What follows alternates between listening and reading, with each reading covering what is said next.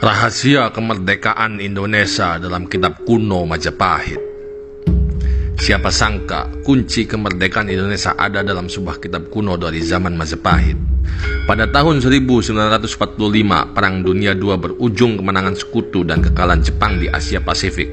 3 bulan sebelum bom atom Hiroshima, BPUPKI, Panitia Persiapan Kemerdekaan Indonesia terbentuk. Mereka berkejaran dengan waktu, karena Belanda yang membonceng sekutu dapat merebut kembali Nusantara jika wilayah ini dianggap rampasan perang dari Jepang.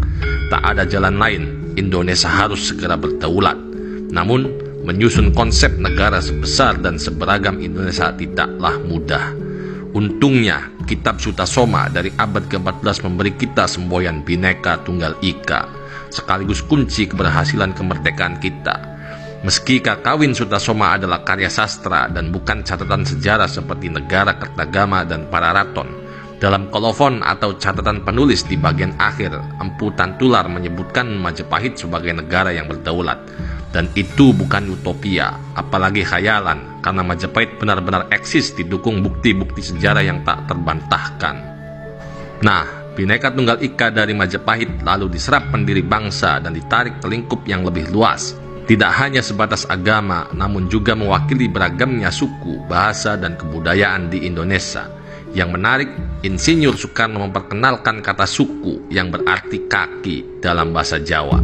Ibarat lipan yang badannya satu tapi punya banyak kaki atau suku. Jadi, meski kita berbeda dalam banyak hal, kita tetap satu sebagai bangsa Indonesia. Nah, selain semboyan Bhinneka Tunggal Ika, ternyata Majapahit banyak menginspirasi kemerdekaan kita. Mari kita telisik satu persatu. Konsep negara kebangsaan. Dalam sidang BPUPKI pada 29 Mei tahun 1945, Muhammad Yamin menyebut bahwa negara yang akan mereka bentuk sebenarnya adalah Indonesia ketiga, karena Indonesia pertamanya adalah Sriwijaya dan yang kedua adalah Majapahit. Saat Insinyur Soekarno menggulirkan gagasan negara kebangsaan atau nasionalis stat, beliau pun menegaskan bahwa kerajaan Sriwijaya dan Majapahit adalah model yang hendak dicontohnya.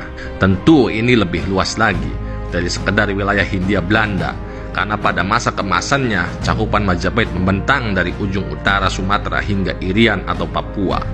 Wilayah Indonesia terdiri dari ribuan pulau dan budaya, namun semua diikat menjadi satu konsep bernama Nusantara. Kesatuan Nusantara yang beragam. Nama Nusantara sudah tercatat sejak zaman Singasari, salah satunya dalam Prasasti Mula Malurung 1255 Masehi. Namun, nama ini semakin populer di era Majapahit karena politik ekspansi yang dikerjakannya. Empu Prapanca kemudian mengabadikan wilayah-wilayah Mandala Nusantara dalam Kakawin Negara Kertagama 1365 Masehi. Nama Nusantara kembali bergaung saat Ki Hajar Dewantara dalam Kongres Pemuda 1928 mengusulkannya sebagai nama negara.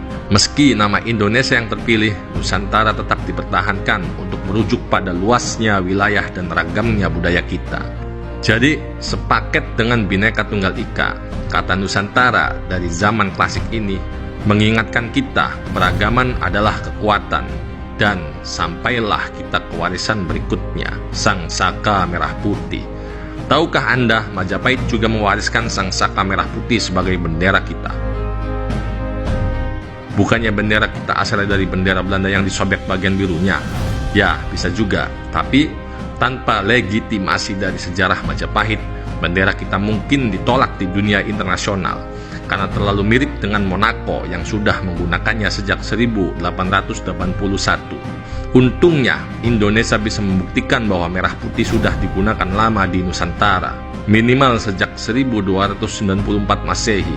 Menurut Prasasti Kudadu yang dikeluarkan Dyah Wijaya yang berkuasa pada tahun 1293 sampai 1309, pada saat itu, merah putih memang sudah digunakan sebagai bendera, meski awalnya menjadi panji kerajaan Daha atau Kadiri yang memberontak terhadap Singasari. Selain bendera, lambang negara kita berakar pada Majapahit. Garuda berjuang untuk merdeka. Kisah Garuda yang membebaskan ibunya dari penjajahan para ular banyak dipahatkan di candi-candi era Singasari dan Majapahit. Misalnya Candi Kidal, Candi Suku, dan Candi Ceto yang mengusung tema ruat. Kisah Garuda mengusung spirit yang sama dengan para pahlawan yang berjuang membebaskan Indonesia dari penjajahan.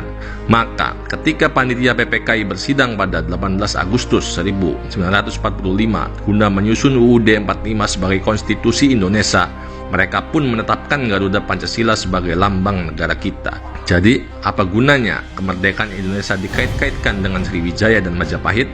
Kita tidak boleh lupa, berkat adanya Sriwijaya dan Majapahit, para pendiri bangsa berhasil membuktikan kepada dunia bahwa Indonesia bukanlah wilayah tak beradab yang ditemukan dan diperadabkan oleh Belanda sehingga berhak dikuasai para kolonis, seperti yang terjadi di Amerika dan Australia.